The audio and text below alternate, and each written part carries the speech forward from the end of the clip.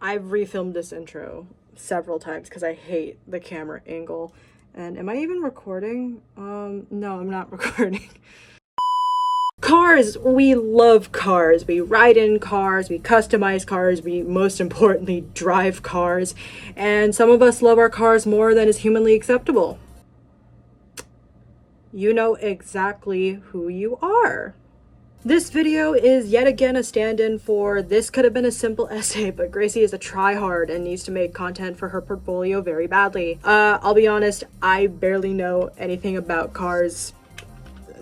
I know what this is. This is a truck. I'll be honest, I barely know anything outside of cars, outside from an academic standpoint, and I barely know how to drive my own car, according to my family, so...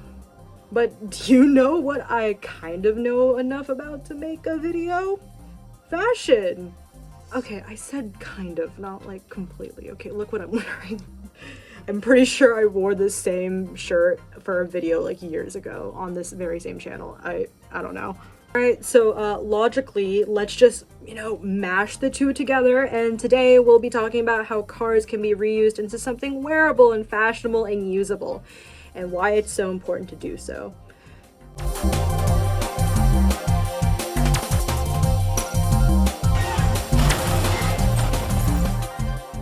Alright, first, let's get the basics out of the way. Cars are made up of a dozen different materials to make up for each of its components.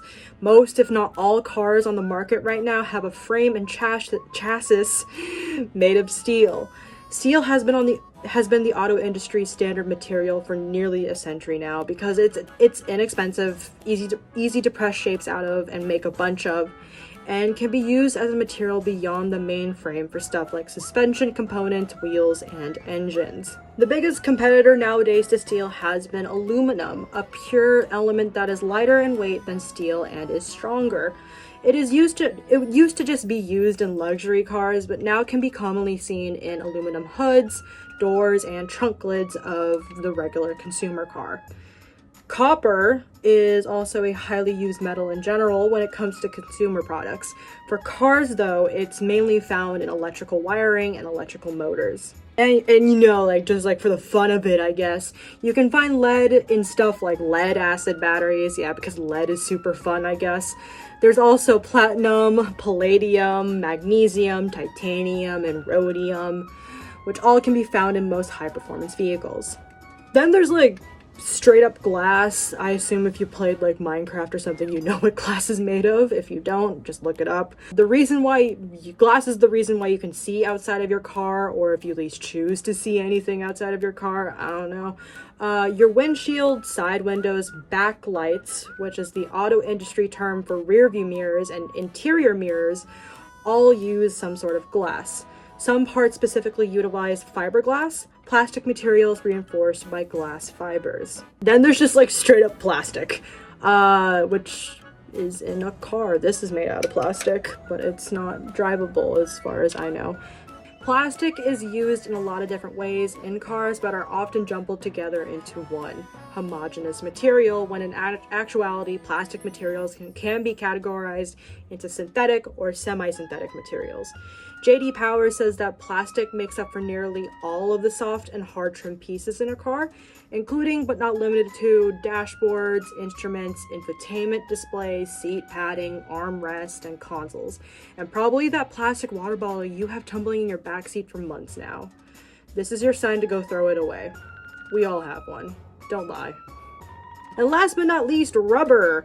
Rubber is primarily used for tires, and according to the Michelin Man, is made up of over 200 ingredients. Some of those materials are natural rubbers and synthetic rubbers for the main components of tread layers of tires, carbon black and silica to reinforce durability, metallic and textile reinforcement cables to actually shape the tires and add reinforcement, and numerous chemical agents for unique properties like low rolling resistance or ultra high grip. What are the other 193 or so materials? The Michelin Man won't tell me. Numerous articles have pointed to different chemicals and materials that are most likely just raw ingredients of the materials I stated beforehand. So is it actually, it probably is much more than over 200 ingredients. It's just way too many to find out right now, and that's not the point of this video. Okay, so basically that's what goes into a car. So now what?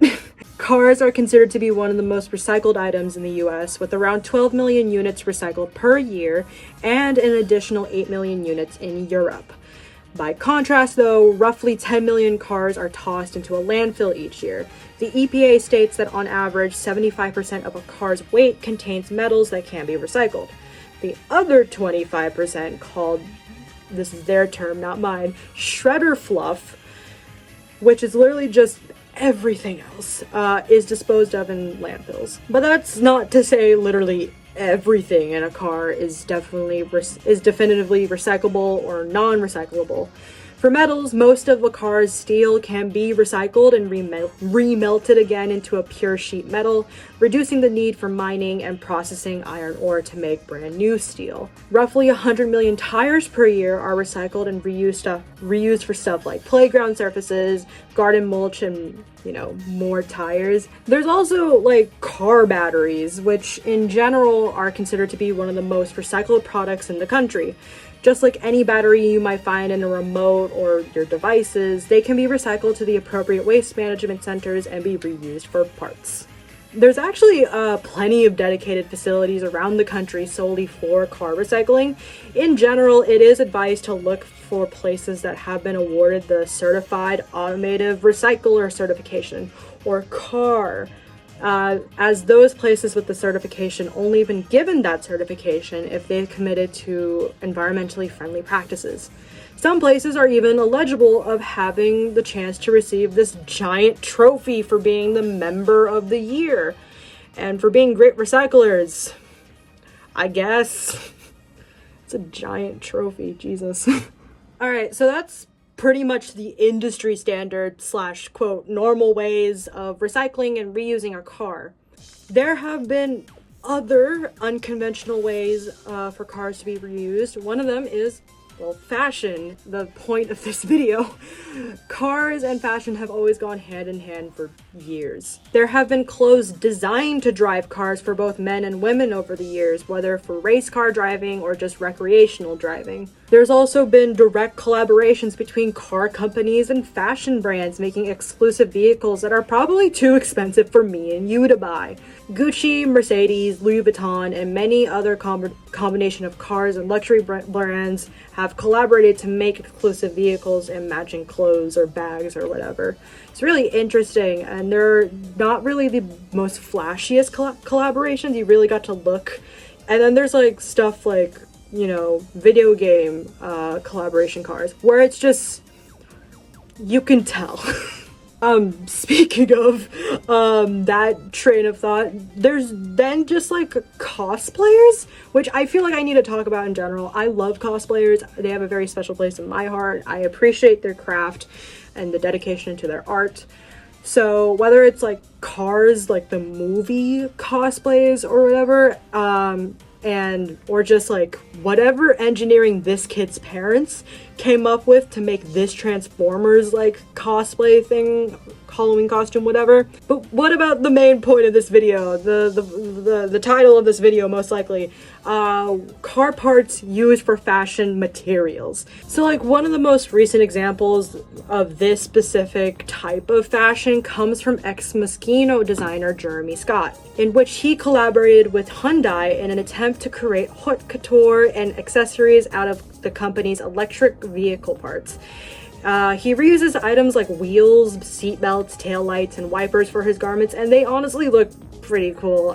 This collaboration is all a part of Hyundai's Restyle initiative. Started in 2019, the program began as a stepping stone into Hyundai's mission to become a carbon neutral company by the year 2045. This collaboration program has reached global success, with exhibits and stores popping up in places like South Korea and Paris, and an online shop as well, with items ranging from $80 to $150 US. Restyle is far from the only people doing this too. It's far from the only designers who think of using, car parts for something else. Lady Gaga recently wore a bodice piece designed from car parts at her movie premiere, made by Berlin-based Argentinian designer brand Selva. There's also just items beyond fashion that are that use reused car parts as their main material. There's clocks, tables, lamps, more tables. There's sandals, more clocks, beds, chess pieces. That one's actually really cool. Even more tables, even more lamps. Just a lot of lamps. you get it. So, that naturally got me thinking, it can't be that hard to make something out of a car, right? Just like a full car. What if we just ripped it apart and just make something? It can't be that hard. Surely you can make something. Right? Right? That was really loud. Yeah, it's very loud. So I'm curious, if hypothetically speaking, if I gave you a full 4-seater car, could you hypothetically make that into something wearable? I think yes, because if we're going the funny route, I could make a suit of armor out of it, or jewelry. So I would use TIG welding for most of this, for jewelry-wise, because it's smaller welds and they honestly look prettier. But you could make bracelets out of the radio antenna or something funny like that. There are different types of metal on cars usually. So for the frame is usually made out of heavy steel, so that you can use anything. You can use MIG welding, which is wire welding, and then stick welding, which is also called SMAW. It's shielded metal arc welding. No, I find that fascinating that I again, this is how you can tell that I know nothing about cars, because I didn't even realize the different I guess thickness, or the different types of metals that are in cars or whatever. If I made you do a design, a quick design challenge right here right now, and I gave you I don't know, something that you would realistically want to put out on a runway, what would you want to put out? And your only material was a car. If it's the front engine part, then it's going to be really hard to make clothes out of that, because I don't think you can make clothes out of metal unless there's some crazy way I just don't know of. But the engine itself, there are lots of small components that could easily make rings or make little charms for bracelets or necklaces, which I would probably do that with. Again, using TIG welding, because it's smaller welds and it's easier. I guess you might have already talked about this, but what would be generally the challenges of just working with car metals in general? Car metals, if it was a used car, and if you're taking apart the engine, it's going to be really dirty. And a lot of the metal in engines are usually aluminum, stainless steel, bendable metals, which is good for making jewelry, because you need to bend. So because of that, it could be all warped because the engine overheated, or let's say a piston blew and it shot through the sidewall. So then it kind of small little issues like that would be kind of annoying. So you have to heat it up and hit it with a hammer until it's pretty flat. It's just a little annoying sometimes with that. If I asked you to make I don't know, a bracelet, a cuff, or a ring set or anything, how long do you think that would take? If I just gave you a car and just said go to town. Realistically, probably not that long.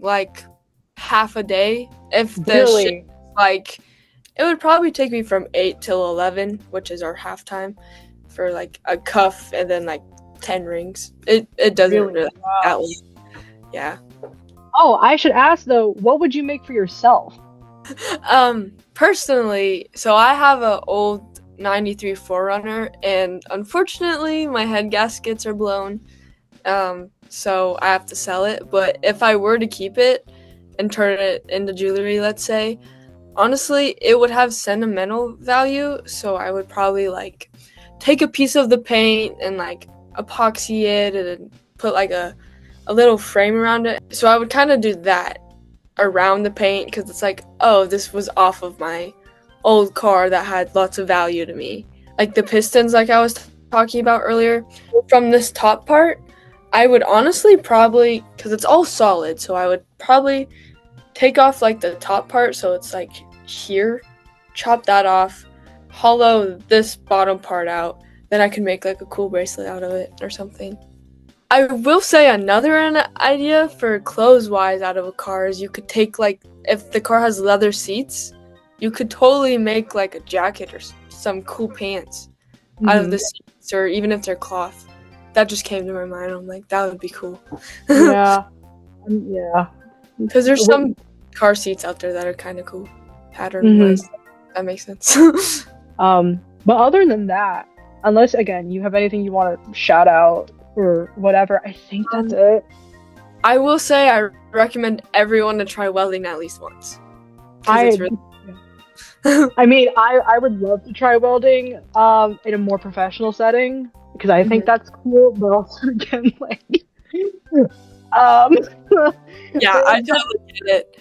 You light yourself on fire all the time. That's the downside, but it's fun. Yeah. Your hair really burnt. So. Oh wow. Yeah. Well, I guess that's fun. I'm yeah, but I think that's. Oh my god, I can't turn off the recording. Wait. Oh no. Hold on.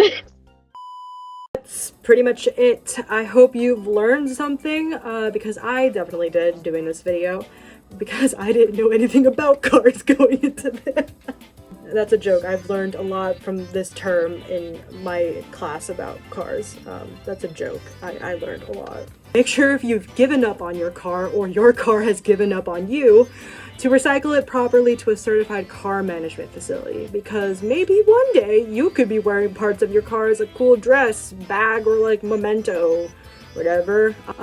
So with that being said, if you'll now excuse me, I'm gonna go buy that $250 car chest set with my financial aid money. Goodbye!